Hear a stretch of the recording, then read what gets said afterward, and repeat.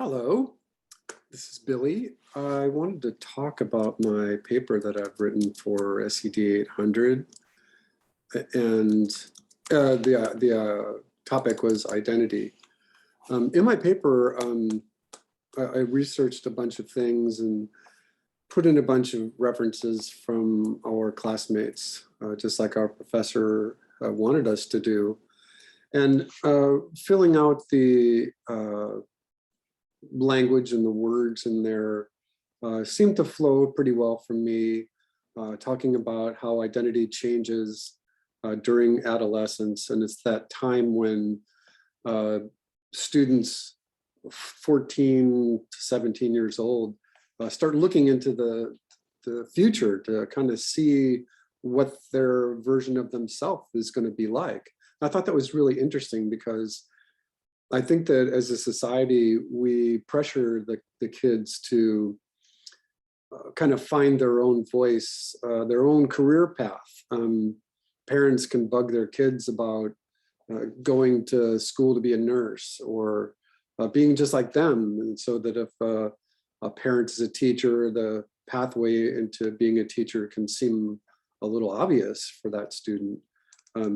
It's very common that families raised by doctors have kids who are around that element all the time. And the idea of getting into and maintaining a career as a doctor or something in the health field seems like a logical choice for them, but the student really doesn't know. You know, when I went to college, I had no idea what I wanted to do. I knew that I was trying to find a degree that didn't have a real language intensive to it, and something that was geared more towards art. So it was design and photography. And so I thought that was an interesting thing in my paper that I write, that sometimes students only find their voice by going to college. I know that when I was in college, I changed my major like 5 times. That cost me a year or 2 at the Ohio State University. And then it's strange that I've changed my career myself 4 different times. So there's no big pension waiting for me at the end of retirement. I'll probably be working my entire life. But the one thing that I wanted to talk about was the point that Steenberg was mentioning about false fronts. And I thought that topic was really interesting because when you're going from middle school into high school and you spend 4 years with your classmates, it's mostly a cohort, going through high school, that's kind of just the tail end of puberty. And it's a place where those false fronts can really start to really take hold. At Wash, there's 2,100 students there, and it's possible that you spend 4 years at the high school and you're meeting somebody new every week, every day, just because there's so many people. And when you do meet new people, Steenberg was suggesting that we put on a false front and we act. It's like our objective is to impress. And I thought that was really interesting. I thought it was interesting because that's kind of where acting comes from. That's kind of where the element of playing or going on the stage with your objective to play another character becomes tremendous.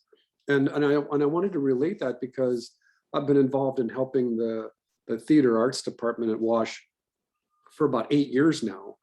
And it's always amazing to me to see the freshmen, juniors, seniors that just walk out on a stage and can become other characters within the play the director has found. It's just amazing. Where, you know, I would think that if you thought about it logically, it's like, oh, well, adolescence and you got your education and all your academics to deal with. The last thing that somebody wants to do is put in more time at the school and extracurricular activities for acting. But it's that act of putting on that false front that they can turn on their objective and go out on the stage and become really good and remember all their lines. That's amazing to me, that to see that level of engagement just at the high school level.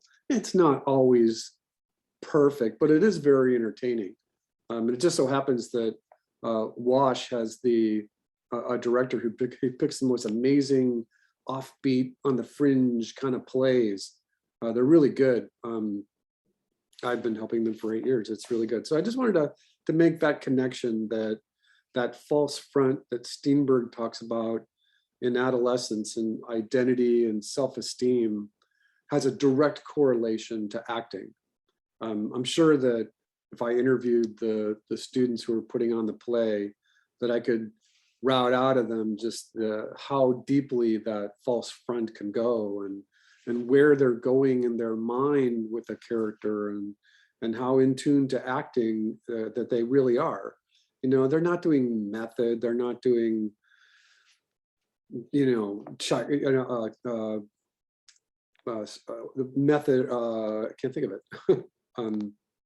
But it's good, it's entertaining. So I just wanted to put that out there. Thanks for listening to me. I'll see you back in class.